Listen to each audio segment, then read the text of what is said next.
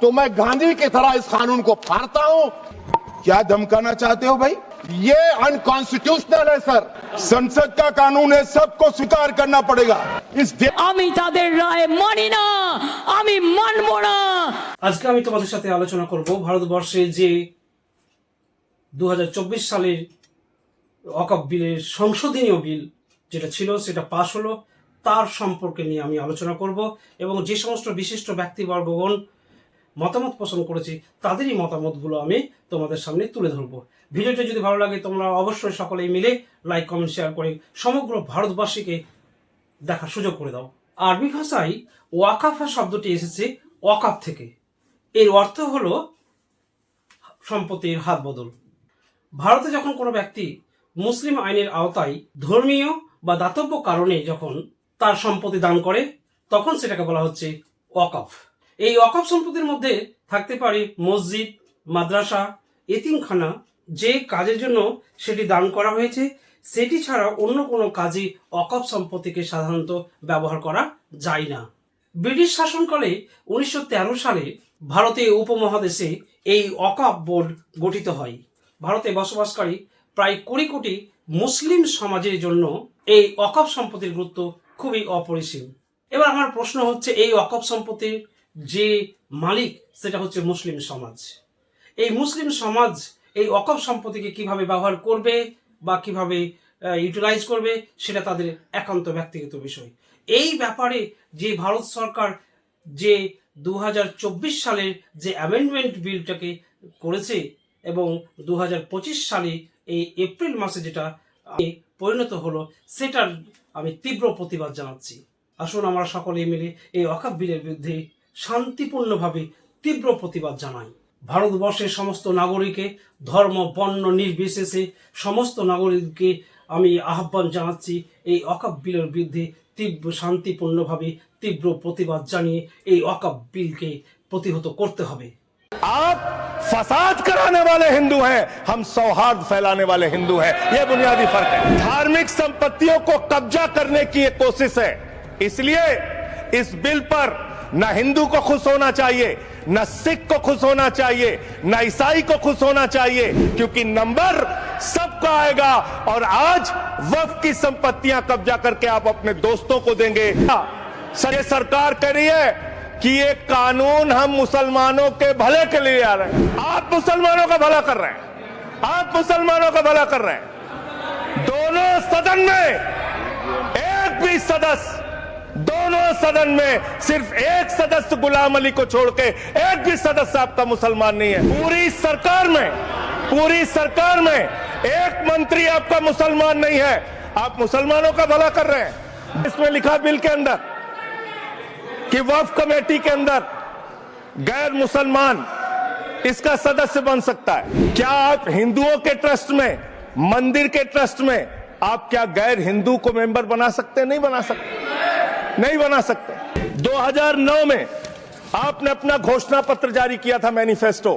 ये मैनिफेस्टो आपका लेके आया हूं, ये तो आपका डॉक्यूमेंट है, मेरे घर नहीं बना।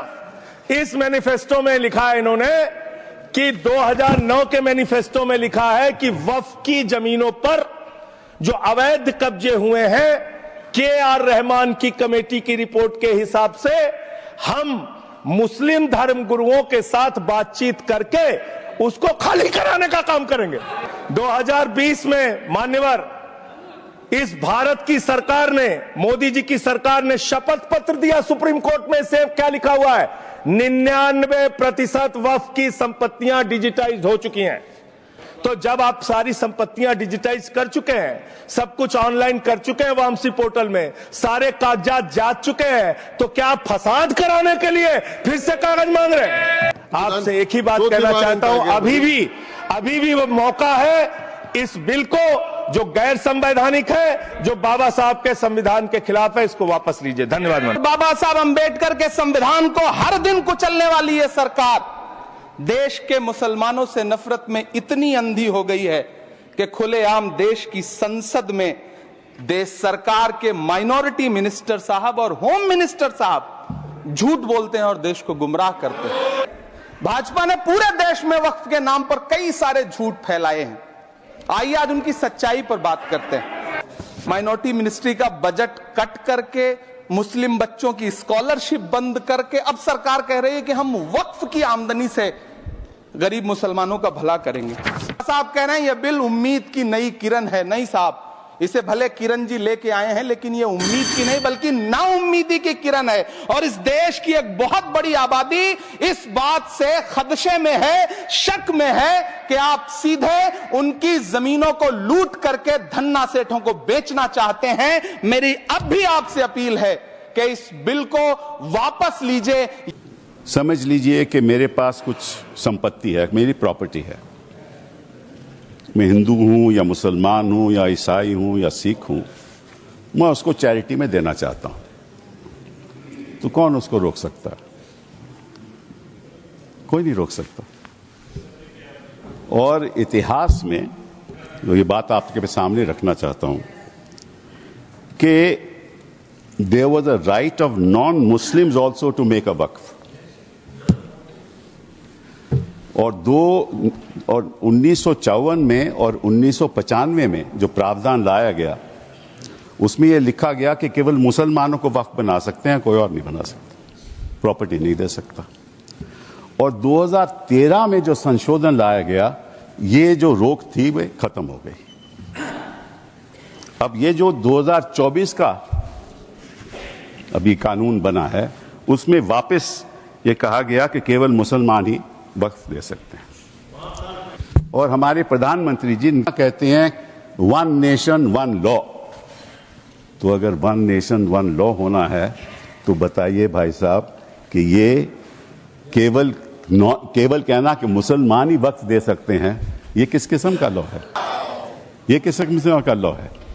और ये भी कहना कि मुसलमान को पहले 5 साल मुसलमान बने फिर तय करना होगा कि तुम वक्फ दे सकते हो कि नहीं।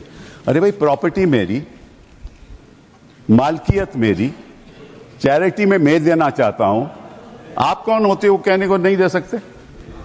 ये कौन सा कानून है? ये छोटी सी बात है, ये कौन सा कानून है? मैं हिंदू हूं, हिंदू होकर भी मैं दे सकता हूं। ये तो मेरी मर्जी है ना, प्रॉपर्टी तो मेरी है, आपका तो कोई हक नहीं। तो पहली बात तो ये कि ये आपने प्रावधान रखा क्यों? अगर आप वन नेशन वन लॉ की बात करते हो कि सारे धर्मों पे लागू करो, कोई भी दे सकता है, पहली बात ये। एंड आप कहते हैं कि देखिए औकाफ में 8 लाख एकड़ है। अरे भैया, आपके हिंदू टेम्पल्स में भी इतनी संपत्ति है, वहां आप क्या कर रहे हो? वहां आप क्या कर रहे हो? बाकी स्टेट्स में देखो ना। अच्छा, और ये नहीं कि हर धर्म में सुधार नहीं होना चाहिए, सुधार होना चाहिए, मैं आपके साथ सहमत हूं। हिंदू धर्म में भी सुधार लाना चाहिए। अगर कोई सेल्फ एक्वायर्ड प्रॉपर्टी हो तो वह अपने बेटों को दे सकता है, बेटी को नहीं दे सकता।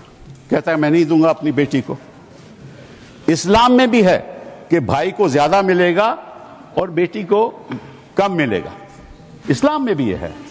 वहां वक्त से द्वारा सुधार हो सकता है, यहां कोई सुधार नहीं हो सकता। तो आप अगर महिलाओं की बात करते हो तो एक कानून लाओ कि हिंदू लॉ में कोई अपनी सेल्फ एक्वायर्ड प्रॉपर्टी केवल बेटों को नहीं दे सकता, वहां महिलाओं का हक होना चाहिए। वक्फ क्या है? वक्फ बाय यूजर क्या है? इसका ये मतलब है कि कोई जायदाद अगर सालों से दीन और भलाई के कामों के लिए इस्तेमाल हो रही हो तो वो खुद ब खुद वक्फ मानी जाएगी। हिंदुस्तान की अदालतों ने भी इस बात को तस्लीम किया है।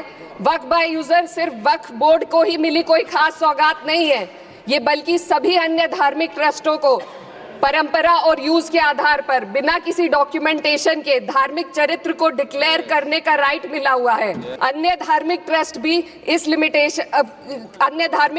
पर भी ये लिमिटेशन एक्ट लागू नहीं होती, तो फिर वक्फ बोर्ड के साथ ये सौतेला रवैया क्यों किया जा रहा है? धर्म को देखकर दोहरी नीति क्यों अपनाई जा रही है? सेक्शन 107 और वक्फ बाय यूजर को अगर एक साथ पढ़ा जाए तो इससे लाखों वक्फ की प्रॉपर्टी पर कब्जा किया जाएगा। इसलिए ये बिल मुसलमान की भलाई का नहीं बल्कि उनके वजूद और विरासत को मिटाने का बिल है। ये वही सरकार है जिसने राम जन्मभूमि ट्रस्ट में ये लिख दिया कि जिला अधिकारी भी अगर होगा तो हिंदू होना चाहिए। कोई मुझे बताए कि वहां पर सेक्युलरिज्म का रस क्यों नहीं खोला गया? कानून को फाड़ता हूं, ये अनकॉन्स्टिट्यूशनल है सर। इस देश में झगड़े पैदा करने का काम बीजेपी करना चाहती है। आपको पता है कहां इनकी डबल इंजन की सरकार ने लोगों को रास्ते पे ईद का नमाज भी पढ़ने नहीं दिया, और ये बात करेंगे। এতক্ষণ পর্যন্ত এই ভিডিওটি দেখার জন্য তোমাদের সকলকে জানাই আন্তরিক অভিনন্দন এবং ধন্যবাদ, এবং এই ভিডিওটিকে শেয়ার করে সকলের মাঝে দেখার সুযোগ করে দাও। একে জিও চ্যানেলের পাশে থেকো, সাথে থেকো এবং দেখতে থাকো।